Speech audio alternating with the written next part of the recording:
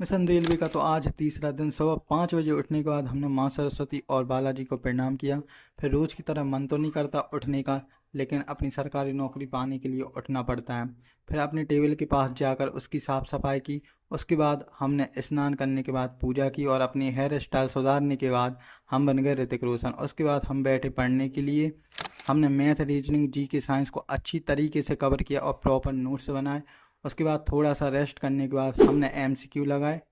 तो फिर हम लोग गए घूमने, क्योंकि यहाँ पे हम क्लास डाउनलोड करने जाते हैं, क्योंकि यहाँ स्टेशन पे चलता है फ्री वाईफाई। उसके बाद हम फिर वापस लौटे घर। अगर आप भी अपनी तैयारी को बेहतर करना चाहते हैं तो टेलीग्राम को ज्वाइन करें और अकाउंट को फॉलो ज़रूर कर लें।